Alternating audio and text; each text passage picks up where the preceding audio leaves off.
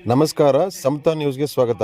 ಸಂವಿಧಾನ ಜಾಗೃತಿ ಜಾಥಾ ಕಾರ್ಯಕ್ರಮಕ್ಕೆ ಅಡಿಗನಳ ಗ್ರಾಮ ಪಂಚಾಯತಿ ವತಿಯಿಂದ ಕಳಶವತ್ತ ಮಹಿಳೆಯರಿಂದ ಅದ್ದೂರಿ ಸ್ವಾಗತ.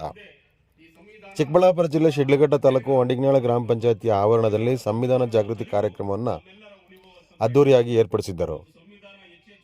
ಸಂವಿಧಾನ ಜಾಗೃತಿ ಜಾಥಾಗೆ ಸ್ವಾಗತ ನೀಡಿ ದಲಿತ ನಾಯಕರಾದ ಮೇಲೂರು ಮಂಜುನಾಥರವರು ಸಂವಿಧಾನದ ಮಹತ್ವದ ಬಗ್ಗೆ ಅರಿವು ಮೂಡಿಸಿದರು. ಸಂವಿಧಾನದ ಬಗ್ಗೆ ಪ್ರಬಂಧ ಸ್ಪರ್ಧೆ ಏರ್ಪಡಿಸಿ ವಿಜೇತರಾದ ಶಾಲಾ ಮಕ್ಕಳಿಗೆ ಬಹುಮಾನಗಳನ್ನು ನೀಡಿ ಪ್ರೋತ್ಸಾಹಿಸಿದರು.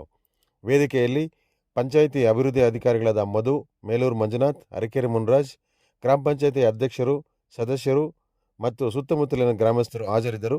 ಸಮತಾ ನ್ಯೂಸ್, ಶಿಡ್ಲಘಟ್ಟ. ಇವುಗಳನ್ನೆಲ್ಲನೂ ನಾವು ಭೌತಿಕವಾಗಿ ಅರ್ಥ ಮಾಡ್ಕೊಂಡಾಗ ಮಾತ್ರ ಈ ಸಂವಿಧಾನಕ್ಕೆ ಅರ್ಥ ಬರ್ತೈತೆ. ಸ್ನೇಹಿತರೆ, ಈಗ ಬಹಳ ತಡವಾಗಿದೆ. ಇನ್ನೂ ಮಾತಾಡ್ಬೇಕು ಅಂತಂದ್ರೆ ಆಳ್ವಿಕೆ ಏನಿತ್ತು ಮತ್ತೆ ಅದು ಮುರಿಕಳಿಸ್ತೈತೆ ಅಂತ ನಾವು ಮಾತನ್ನ ಹೇಳ್ತಾ, ನೀವೆಲ್ಲ ಹೆಚ್ಚು ಸಂವಿಧಾನ ಓದ್ಕೊಳ್ಳಿ, ಇನ್ನೂ ಬಲವಾಗಿ ಅದನ್ನ ವಿಸ್ತರಣೆ ಮಾಡ್ಲಿಕ್ಕೆ ನೀವೆಲ್ಲ ಪ್ರಯತ್ನ ಪಡ್ರಿ. ಈಗಿನ ಮಕ್ಕಳೇ ಮುಂದಿನ ಪ್ರಜೆಗಳು. ನೀವೆಲ್ಲ ನಾಳೆ ದೇಶ ಆಳ್ಬೇಕಾಗ್ತೈತೆ, ಕಾನೂನು ಬರೆಯುವಂತಹ ಪಂಡಿತರಾಗಬೇಕಾಗ್ತೈತೆ, ದೊಡ್ಡ ದೊಡ್ಡ IAS IPS ವಿದ್ಯಾವಂತರಾಗಿ ಬುದ್ಧಿವಂತರಾಗಬೇಕಾಗ್ತೈತೆ.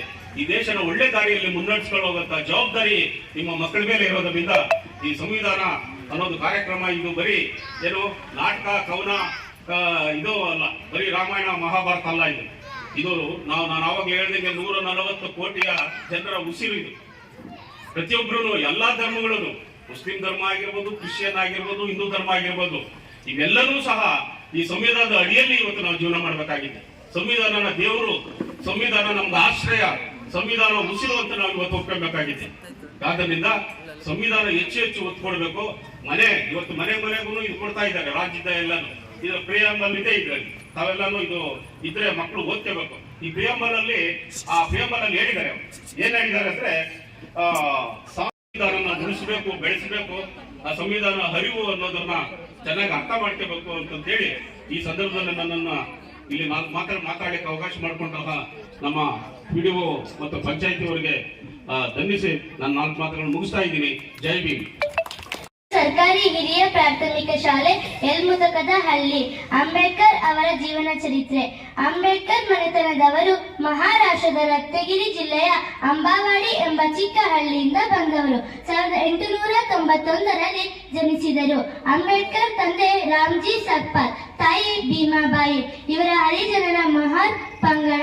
ಸತಾರಾದಲ್ಲಿ ವಿದ್ಯಾಭ್ಯಾಸ ಮಾಡಿ ಆ ನಂತರ ಕೊಲೆಸ್ಟರ್ ಕಾಲೇಜಿನಲ್ಲಿ 1912ರಲ್ಲಿ ಪದವೀಧರರಾದರು.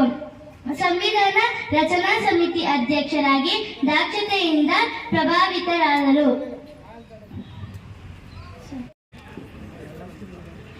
ಪ್ರೌಢಶಾಲೆ ವಿಭಾಗದಲ್ಲಿ ಇಂದಿರಾ ಗಾಂಧಿ ವಸತಿ ಶಾಲೆಯ ಲಿಖಿತಾ SN,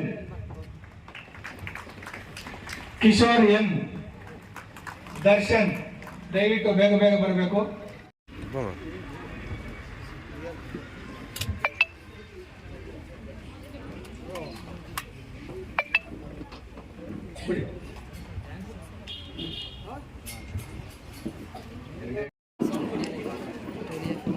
ಇಷ್ಟು ಜನ ನಿಂತ್ಕೊಂಡಿದ್ದ